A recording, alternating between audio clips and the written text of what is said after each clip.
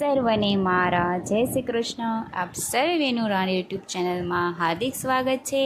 શ્રાવણ માસ એટલે કે તહેવારો અને ભક્તિમાં લીન થવાનો માસ.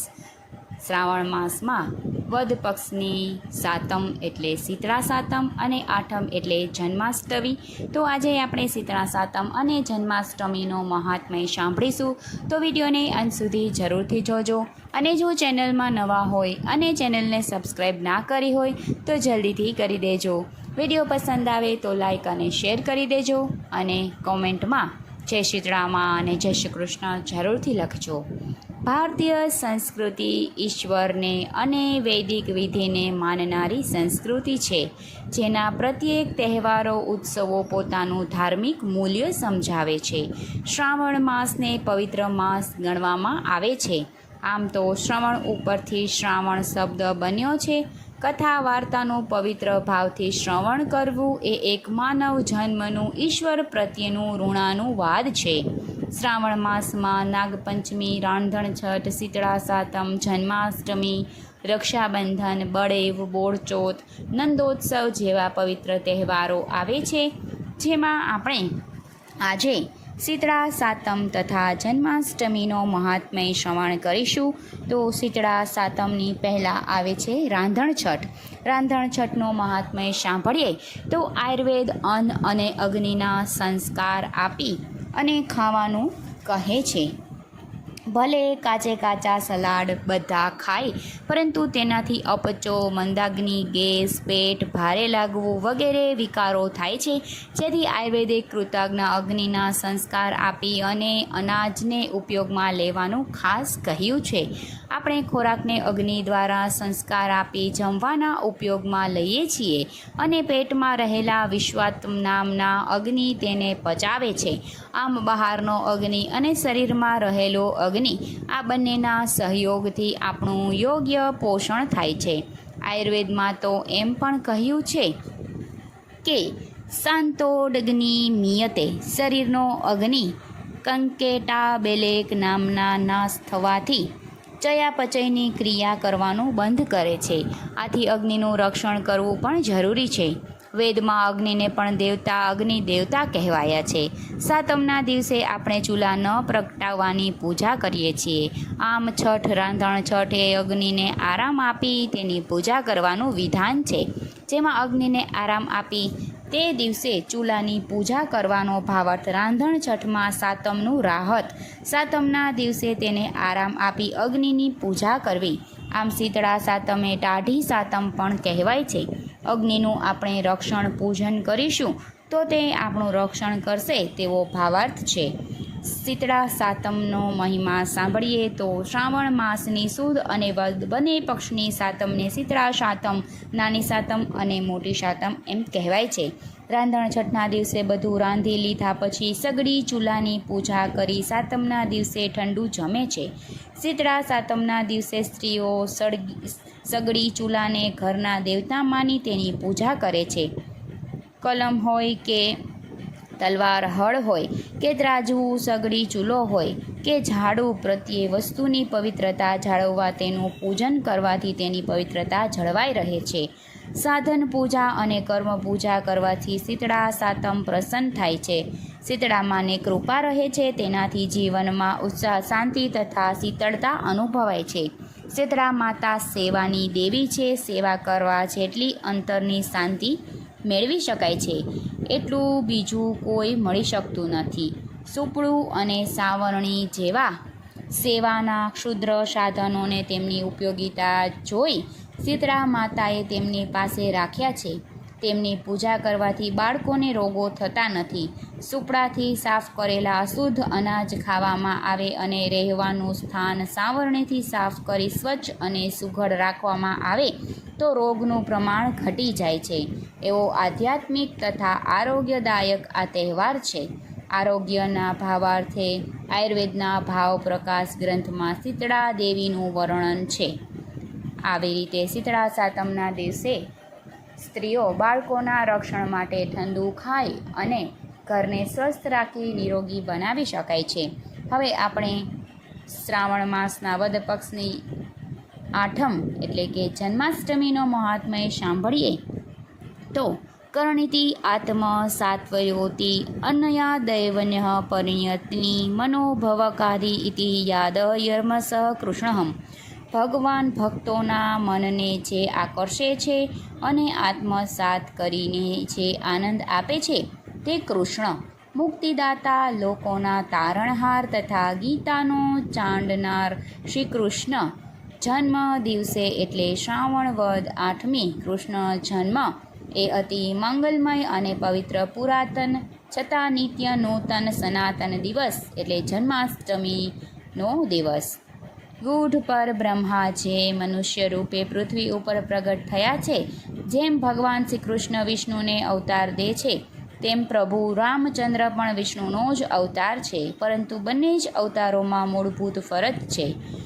ભગવાન રામ મર્યાદા પુરુષોત્તમ હતા. તે પોતાના એક મનુષ્ય તરીકે દશરથના પુત્ર રાજા રામ બન્યા અને સહજ માનવીની બધી જ મર્યાદાનું ઉત્કૃષ્ટ પાલન કર્યું. જ્યારે શ્રી કૃષ્ણ તેમના પરબ્રહ્મા સ્વરૂપનું કદી વિસ્મરણીય નથી થતું. તેને અધર્મના નાશ કરવા અને ધર્મની સ્થાપના કરવા માટે અસંખ્ય કાર્યો કરી ધર્મનું રક્ષણ કર્યું અને સદા પુરુષને કે સત્યકર્તાનું રક્ષણ કર્યું.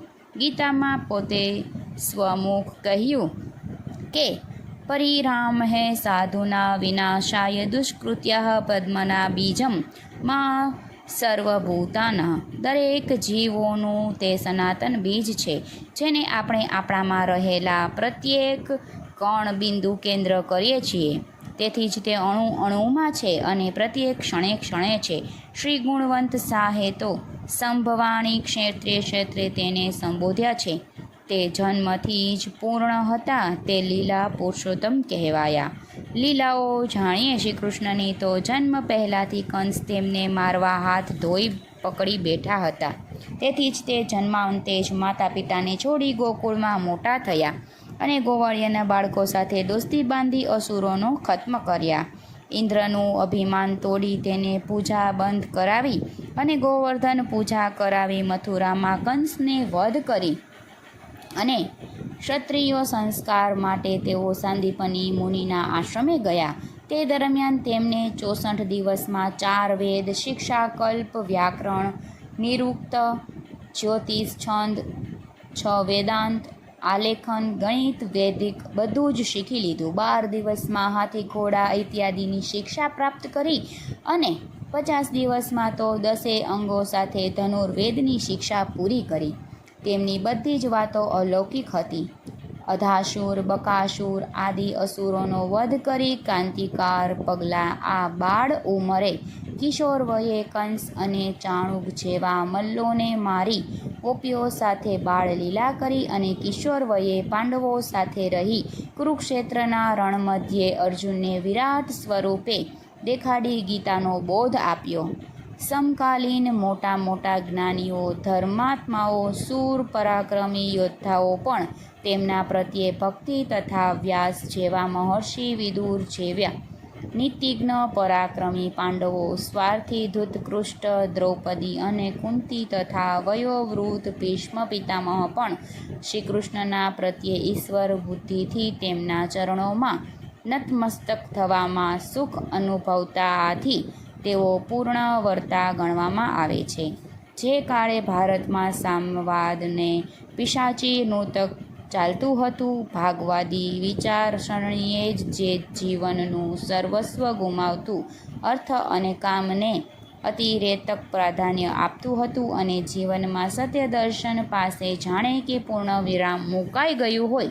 ગોકુળનું દહીં, દૂધ ગોકુળના બાળકોને ન આપતા મથુરામાં વેચવા મોકલાતું, ત્યારે બાલકૃષ્ણ તેમને અટકાવવા માટે દહીં, માખણ વગેરેના મટકા ફોડી ગોકુળના બાળકોને ખવડાવી દેતા. તેથી જ તેઓ માખણ ચોર પણ કહેવાયા. આવી બાળલીલાઓ પાછળનો તેનો ભાવ સમસ્તની ભાવનાઓવાળો ગોકુળના લોકોને સમજાવ્યો કે આપણા બાળકો ભૂખે રહે અને મથુરાવાળા બધું જ લઈ જાય તે યોગ્ય નથી. સંગ્રહ કર વૃત્તિને પણ તોડી માખણને લૂંટવા, જે એક સામાજિક ગુનાને તોડી બધાને વહેંચવી તેવો સામાજિક ન્યાય પણ બાલકૃષ્ણએ જ આપ્યો. ભગવાન શ્રી કૃષ્ણનો જન્મોત્સવ આપણા હૃદયમાં ઉજવીએ, આપણા હૃદયમાં તેમના ઉપદેશને આનંદના લીલા લહેરના ઝૂલણાને જન્મોત્સવ ઉજવવા ખરો સાર્થક બનાવીએ. જય રાધા માધવ, જય કુંજ વિહારી, જય ગોપીજન વલ્લભ, જય ગિરિવરધારી. આમ શ્રાવણ વદ આઠમ એટલે ભગવાન શ્રી કૃષ્ણનો જન્મદિવસ. ઠેર ઠેર મેળા ભરી રાત્રે ભજનોની રમઝટ વચ્ચે કૃષ્ણ જન્મ ઉજવાશે. મથુરાથી લઈ દ્વારિકા સુધી એમની યાત્રાઓ આપણે સૌને યાત્રિક બનાવશે. અને આ જીવનની યાત્રામાં શું ધ્યાન રાખવું છે, જીવન કેવી રીતે જીવાય, એના માટે શું શું કરવું જોઈએ, એ બધું જ ગીતાના માધ્યમ વાયા અર્જુનથી આપણા સુધી પહોંચાડવા અને આપણને ભગવાન શ્રી કૃષ્ણ દ્વારા સંદેશ મેળવતા. ભગવાન શ્રી કૃષ્ણ હતા શ્યામ, પણ તેમનું એક વ્યક્તિત્વ રંગબેરંગી હતું. એમની બાળ લીલાઓ, ગોપી લીલાઓ તથા સર્જનહિતાહ સર્વજન સુખાય માટેના એમને ખેલેલા દાવપેચ આપણા સૌ માટે પ્રેરક બની ગયા છે. નટખટ, છેલ છબીલો, છાગલો, કાનુડો, કોઈ પણ નામથી કૃષ્ણને ભજીએ તો પણ આપણું આમ તરબતર થાય લાગે છે. માનવમાંથી મહામાનવ બનેલા કૃષ્ણને સ્વયં આપણે કહ્યું છે કે હું તમારામાં જીવંત છું, તમારામાં રહેલા મને તમે ઓળખો, માત્ર સત્કર્મો કરો, સત્યને વળગી રહો, કર્મ કરો. ફરીથી આપવાનો વાયદો કરી અને ગયેલા ભગવાન શ્રી કૃષ્ણ હવે આપણે આપણી શ્રદ્ધા, આપણા વિશ્વાસ, આપણા શ્વાસમાં જ આપણી ચોપાસ આસપાસ અનુભવવા પડશે. જીવનને માત્ર આનંદ લાગવો હશે તો સ્વયં આનંદ મૂર્તિ એવા ભગવાન શ્રી કૃષ્ણને સમજવા પડશે. તો જ શ્રી કૃષ્ણ શરણમ મમની ધૂન આત્માને અને આવનારા ટાઢક આપશે. તો જ આપણું કિલોલ રહેશે. કૃષ્ણએ કહેલી ગીતા કંઠસ્થ કરતાં કરતાં હૃદયરંત કરવામાં માનવ અને માણસાઈનું ગૌરવ છે. ગીતા બોધ કે ગીતા વચનના પાટિયા માત્ર દિવાલની શોભા વધારે એમ નથી.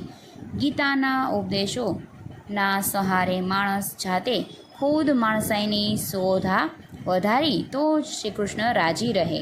કારણ કે મહાભારત તો રોજ ડગલે ને પગલે રમીએ છીએ, તો પછી જીવન રથને સુપેરે ચલાવવા કૃષ્ણની ગીતાને શરણે જવું જ પડે.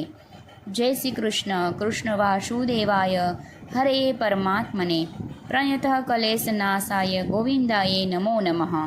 શ્રી કૃષ્ણ જન્માષ્ટમીની બધાને હાર્દિક શુભેચ્છાઓ. બધાને મારા જય શ્રી કૃષ્ણ.